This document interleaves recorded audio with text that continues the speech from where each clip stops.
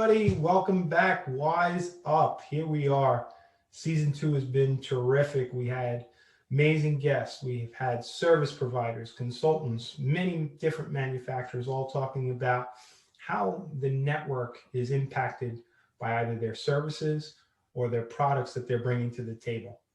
Today, we have our special guest, Nate Herring from Hubbell Premise Wire and Cable.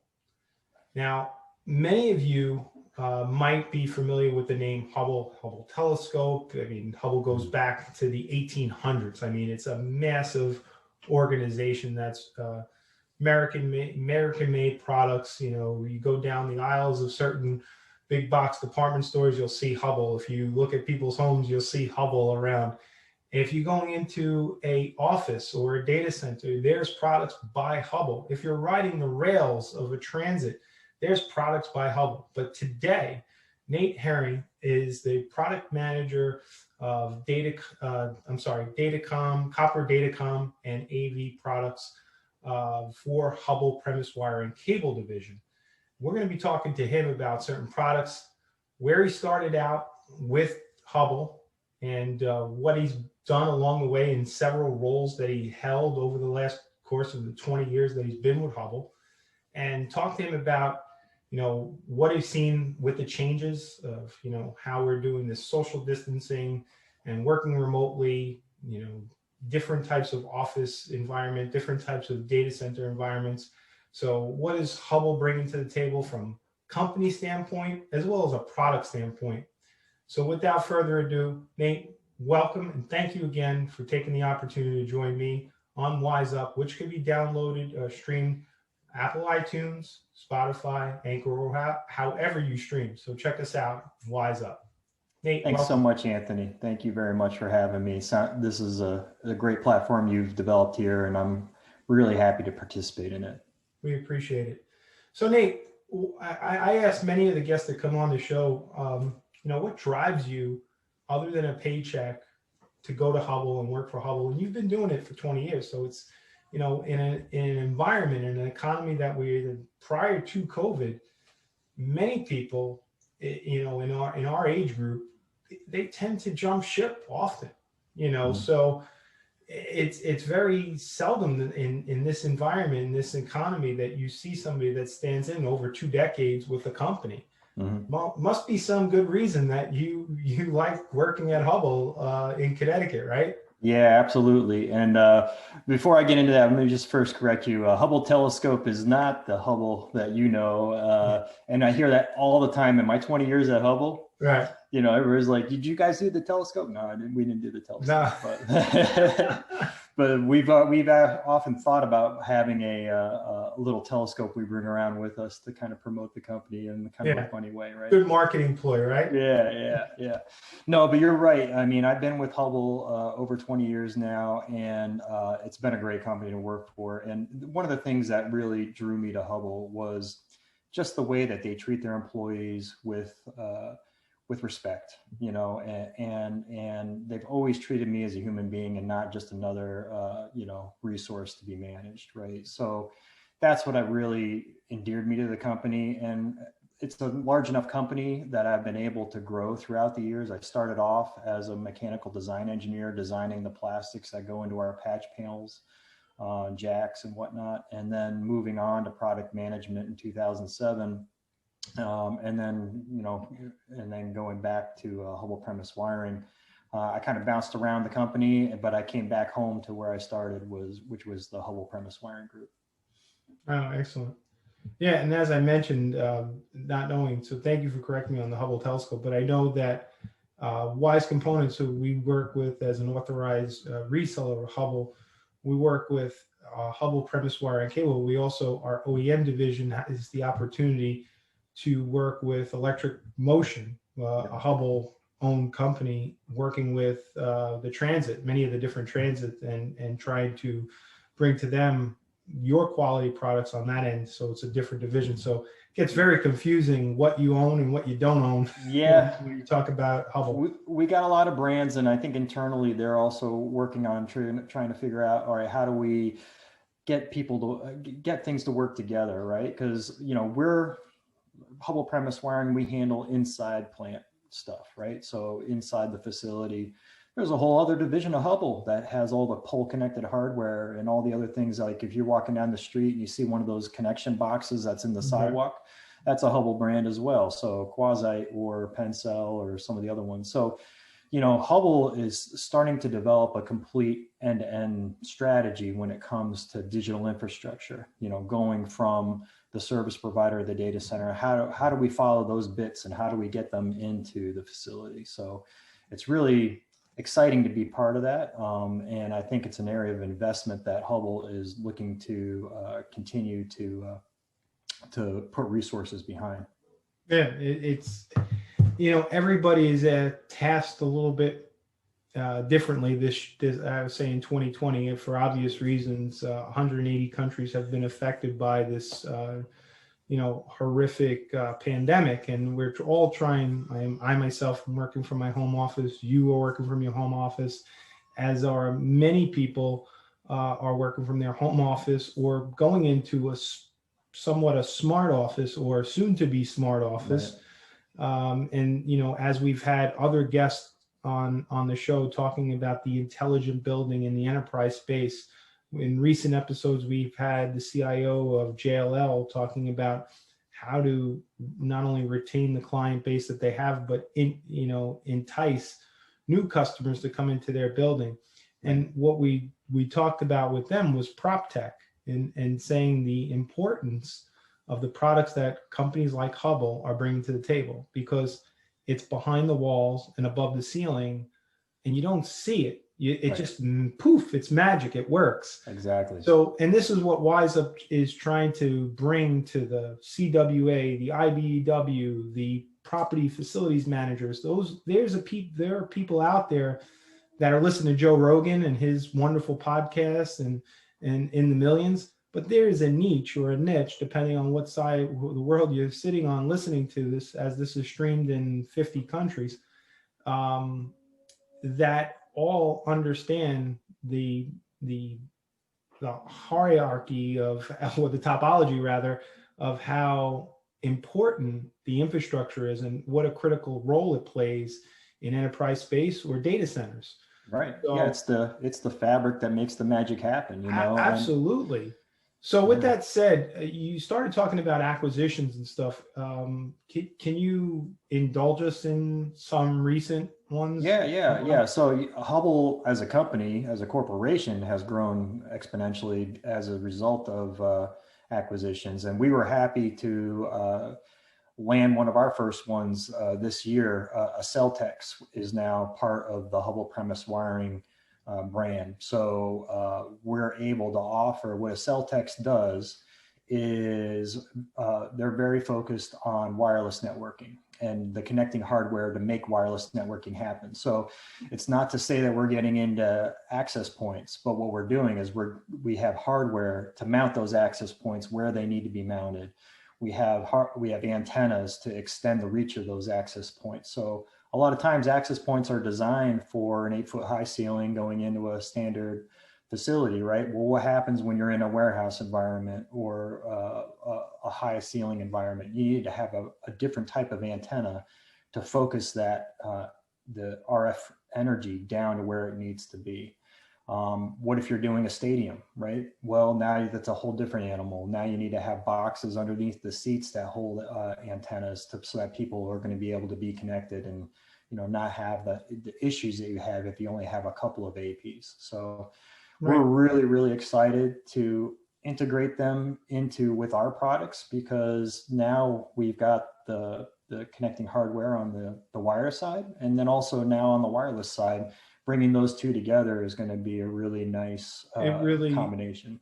It really goes hand in hand. So, you know, kudos for your corporation for doing that. Now, you had mentioned I had introduced you with the product manager title at Copper Datacom. So in your day-to-day, what is it that you're doing or educating or influencing? And what particular products are you part of? Well, product management is something I've really enjoyed because really what it as a product manager, you have to be into the bowels of the company, right? Right. You're talking with operations, you're talking with engineering, you're developing new products, you're managing the product life cycle, right? So I touch almost every department when it comes to managing a product line, and that's what I kind of enjoy about it. So with COVID and everything this year, we've been doing some remote training sessions that we've been able to do for our certified installers. Anybody who needed a Bixie credit, we had a seminar program going on our website so that all of our certified installers and customers could stay up to date on what was going on. I helped with that as well. I love going out and doing voice of the customer sessions with our customers, seeing how the product's being used, see how we can improve it. That's how we maintain an advantage over some of the other stuff that you may see out there Right. coming in from offshore. Because a lot of people that you see developing connector, in other countries, and they try to bring it to the U.S. market, they don't understand how a contractor is going to be installing it here and some of the local nuances. Right. And so, yeah, that's what. Well, that's something that I've experienced along my career too, is there's the A team and then there's the Z team. Mm-hmm. And the product set solution could be very helpful and make the Z team look kind of like the, D team, not the A team, but you'll bring them down to somewhat where you need them to be to make it all work. If it's clear path instructions and right. Support, like I know you have phenomenal support in the Northeast. We deal with personally at Wise Components, we deal with Seth Kaplowitz and EJ McCool for a number of years. They're both phenomenal for Hubbell Premise wire cabling. But then, talking to many of the folks, like our purchasing agents talk to the inside all the time, and it makes it a lot easier. We put a lot of effort. I mean, obviously EJ and Seth are longtime Hubbell folks. They've been with us probably longer than I have, and so we try to go to market as much as possible with a direct model. And we also invest heavily in our customer service group. So anybody that's on your end that's dealing with them, I think can attest to the quality of the people we have there. Yeah. And just so people that are listening, if they wanted to learn more and they didn't have the rep, which they probably do have a phenomenal rep, but I just know from my own self-experience, like Seth and EJ, how do they identify who their representative of Hubbell would be in their region? Is there a website for you to just type in zip code and boop, there it goes? Yeah, the website's gotten a little convoluted on the address, so I'll give you the old one, and I think it auto directs to the new, but it's Hubbell-Premise.com. And if you go on there, you're going to see a resource page that allows you to find your local person. And we are international too. So we've got offices in Dubai, we've got offices in Taiwan and every place too. So those are all up. Now you mentioned training resources. So in addition to those folks, would that be in the resource page where you could identify previous webinars that you hosted? I'll check in on that. I'm not sure if those are posted yet, but we do have some resources that are really geared towards the installer and the specifier. Okay. So on our website, we've got an area for what do we call it? Let me bring it up real quick. Yeah, take it down. Yeah. This is not live, so we don't have to worry. No, it's good. And so under resources, we've got a distributor corner and we got a certified installer corner. And so if you go in there, what you'll find is some of the new launch materials, stuff that we don't necessarily publish, on the main website, but like presentations, downloads of spec text, things of that nature, customer drawings. So all that stuff's up there. It also allows you to build a submittal. So you can put in the products you want to have, hit the button, it'll create a submittal with all the different parts and pieces that you need to have in order to include in your submittal. So we're trying to make it as easy as possible for people to specify our products and also, order them and offer them to their end users. Yeah, we've been fortunate at Wise Components, where the contractors take full use of that and provided the submittals to us prior to prior to the full takeoffs were done. They just did it themselves, and 99.9% of the time it would be accurate and deemed acceptable by the consultant, and saves a little time along the way, because then we could provide a fair price onto what they're providing their customer. That being said, you mentioned something that got me thinking. The new product. So I don't know if it's new. I know in Bixie last year, I think, or the beginning of 2020, right? It feels like years ago. Feels like years ago, right? I mean, to me, Wise Components, when this whole COVID hit, we went to this whole social distancing prior to any state or national mandate, just to mitigate risk. Yep. So many of us, if you're not picking, packing, or physically delivering, you're working remotely pretty much. But yeah, so Bixie was like 10 years ago, it feels like. Yeah. And then they had the September thing. But back in February of 2020, you released the Cobra Jack. So that violent, that's very violent. You didn't see the commercial for the Esurance. They went Koala Kai, instead of Cobra Kai. Well, our installers, they're different breeds. So No, the Cobra Lock style termination jack that we launched in Bixie, and that's been doing awesome for us. So originally we just launched it as a 6A jack, and it addressed a lot of different issues you have, particularly with 6A type installs. In 6A, the cable is thick, heavy, it's thicker gauge, it's got heavier, dutier alien crosstalk suppression technologies in there, right? That makes the cable stiffer. And then also, we wanted to have this be a really secure type termination. So that way people could terminate it and know that it's terminated and not have to come back and do any re-terminations after the end user moves things around, put switches in, things like that. And that's been doing fantastic for us. I mean, our 6A line, even with COVID being out there this year, is way up double digits. And so that's helped propel that product line forward. At the same time, we have, a lot of business is still category 6, right?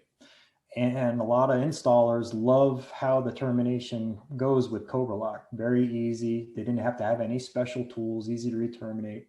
So we've just launched a category 6 UTP version of it as well. So now we have 6A, 6A shielded, category 6 shielded, and then now 6 UTP available.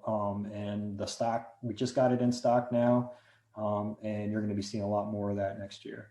Yeah, I mean, we've seen also the uptick in 6 versus 6A, right? Scale up somewhat in the recent. I would say before COVID, it really hit, and I think it was mostly due to the office designs changing, the additional wireless access point needed, and the platform that the standards body like TIA and IEEE were standardizing in a 6A platform for wireless access points. So that kind of is driving. Well, there's a couple different factors going on there too. It's, when Cat 6 came out, there was really no application that really required you to move from 5E to 6. But now IEEE has out 2.5 gig base T, 5G base T, and now 10G base T. And so there's really a clear need for people to obviously to migrate from 5E to 6, because now you have those applications that will run better on category 6. At the same time though, for 6A, some of the limitations that we had on the hardware side of things, where the NICs were using too much power, right? And it was expensive to deploy 10 GBE on the motherboard. Well, that's kind of gone away now, right? So that's one limitation that's been knocked down. The other limitation was that the cable was super thick and big and heavy when it first came out. So we've reduced the cable diameter down to about 1/4 inch, which is what category 6 used to be, right? So, Right. now your pathways and spaces aren't under as much stress as they were previously. And it's, I think it's most important now because, as I was saying earlier, prop tech, and being that these skyscrapers are not going to be popping up all over the place. It's Right. going to be the skyscrapers that you're, re-engineering for the prop tech to introduce these new products. Like, in theory, you could say, oh, I need that digital signage in the middle of my lobby to, instruct new people that are coming into our buildings to safely, move them around accordingly. Right. But how do you get comms and power to that? Well, Right. we have to go down the pipe, and, well, is there room in that pipe or is there Right. not? So, or we could just put another conduit. Yeah, because that's cheap. Yeah, exactly. So yeah, no, I think a lot of people had that mindset, but it's good that, again, you point that out, because it definitely see an uptick in 6A, at least from a sales perspective, and we've seen 5E dribble down tremendously. Yeah, 5E is pretty much going away. I've instructed our sales force too to kind of really focus on those customers that are still buying 5E, and really try to let them know that it's a liability at this point, right? Because it's not going to be able to do 5G based T, and if somebody puts a link in, they're not going to be able to upgrade that one in the future, right, unless they pull new cables. And what are you seeing with the benefits? Because I know Hubbell has a whole lighting line too. A whole, yep. Was it HLA? HLI, yeah, our lighting line, and we just did an internal reorganization too. So now, under the management team that we've got, lighting, wiring device, premise, we're all under the same management structure now, right? Which makes a lot of sense because, these buildings that you're talking about, right? They're going to be putting in lighting, they're going to be putting in power, and they're going to be putting in datacom, right? So we're all on the same spec. We're all going into the same building. So, we're hoping that there's going to be some better coordination in that respect going forward. And I think, lighting, AV, and a bunch of other services are starting to migrate towards the Ethernet network, right? And your infrastructure has to be able to support that. So you got to be able to deliver high power for these types of applications. Lighting's a high power user. AV is, the wireless access point power is going up as well. So that's PoE power. And then obviously it's bandwidth too, right? So. Yeah, well, as we were saying before, Nate, there was things that were driving the need for 6A rather than 5E from 6. Right. Same thing would be with power. I know in the Northeast alone, there is a law, and I'm not going to forget it. It's Local Law 97. Okay. Local Law 97. I don't know if you're familiar with it or listeners are familiar with it, but within the guidelines of Local Law 97, it dictates that these skyscrapers that the enterprise space, they have to reduce their carbon emission, their footprint by 40% by the year 2030. That's a daunting task. And when you look at buildings that are being constructed as we speak, that are not meeting the requirements to reduce that, there's going to be a lot of re-engineering that's going to be taking place. Right. And to get those efficiencies, I used to manage our lighting control line as well. So that's all of our occupancy sensors and things of that nature. And so I'm very well immersed in that ASHRAE environment and understanding building efficiencies. And, you can put LED lights in, you can do all these other things, right? So we've gotten all the low hanging fruit. Where do we go next? And it's really getting the data and understanding how the buildings are being used and developing efficiencies based off of the data. And in order to do that, you got to have a completely integrated, facility.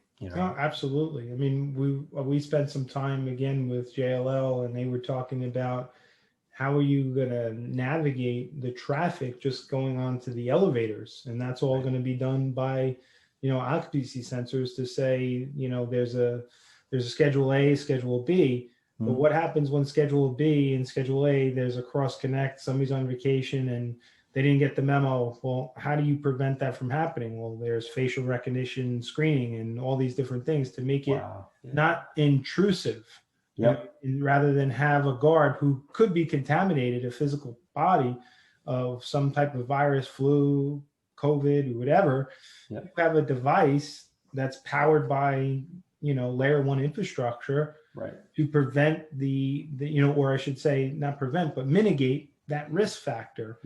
And hopefully, more companies will see the benefits and the value add that companies like JLL are investing in their buildings to not only retain the customers that they have and tenants that they have, but attract new tenants by utilizing products by companies like Hubbell. You talk about the outside diameter going through a conduit. That's important because you're not going to re-engineer the floors of a building to get another conduit pipe, down the riser, but you might have to. And here's a good example that you point out: 6A 0.25 diameter. It's a big deal.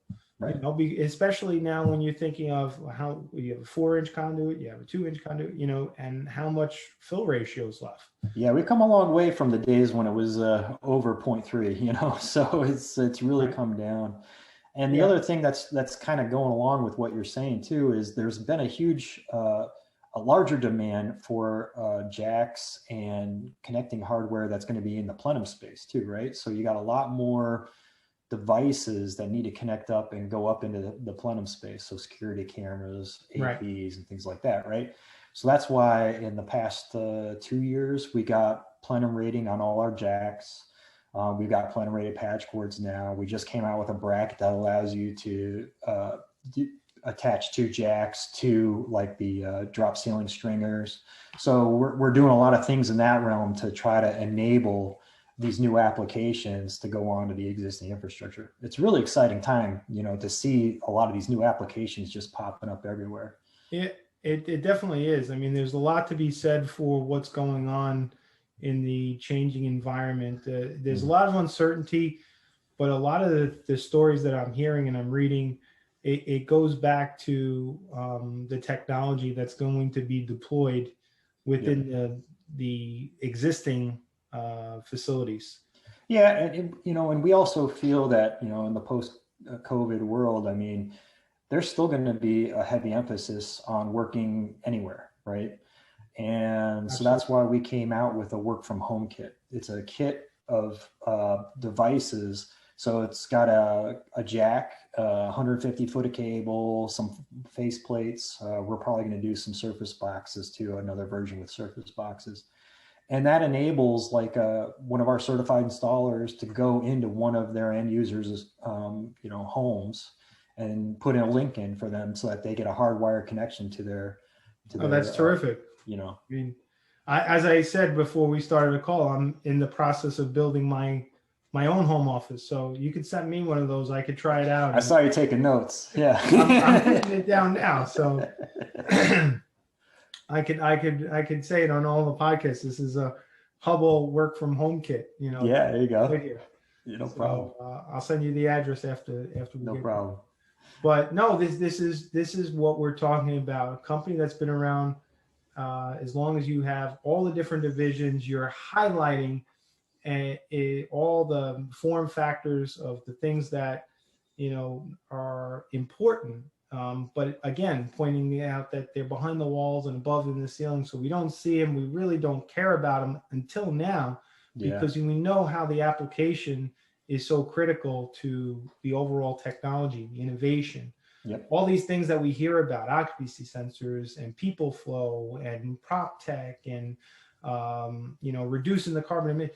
This is all going to be done on the network. And if your network doesn't have a foundation, they're paperweights. They're basically paperweights. So don't. I can't tell you how many times somebody spent buku bucks on a nice Cisco AP, Wave 2 802.11ax, or whatever, and they plug it in, and then they're like, why am I not getting the speeds I'm looking for? And it's because of some cheap little patch cord they put in, or something like that, right? And A lot of people just think of it as Cat Buy 5. quality from quality. Plain and simple. Wise up. Buy quality from quality. Yeah. We're again talking with Nate Herring from Hubbell Premise Wire and Cable. Anthony Romeo, Wise Components, hosting Nate and Hubbell on WiseUp, which could be streamed on Apple iTunes, Spotify, or however you stream. Be sure to check out Nate. I took down the Hubbell. Is it HubbellPremise.com? Hubbell-Premise.com. Hubbell-Premise.com is where you can find out great resources and updates on products. And if you need any further assistance, you could definitely find Nate on LinkedIn. He'll be in the notes. You can check him out. Contact me. I'm happy to help. I'm going to learn more about the work from home kit. So I'll let you all know how that works out for me. I know we've had other product line manufacturers on to do power. Had APC send me over one of their power battery backups, and I tell you what, it really saved my my tuchus during the summer months. Yeah, I bet. So, Nate, thank you so much for this opportunity. Really appreciate it. You taking the time out of your hectic schedule again for being on this show. And folks, again, check us out, iTunes, Spotify. Leave us a comment if you see us on LinkedIn, Instagram. Be sure. Apple iTunes got us at a 5-star, so we can't get higher than that, but we can ask for more comments. If you don't like my face, just listen to the audio. Don't have to look at the video on YouTube channel, wisecomponents.com. Buy from quality authorized resellers, and check us out at wisecomponents.com as a Hubbell authorized reseller, working with Hubbell for many years. We greatly appreciate their support, and Nate as well for being on this episode of Wise Up. Thanks again, and I'm Anthony Romeo saying thank you all for listening up and wising up with us today. Thanks, Nate. Hey, thank you.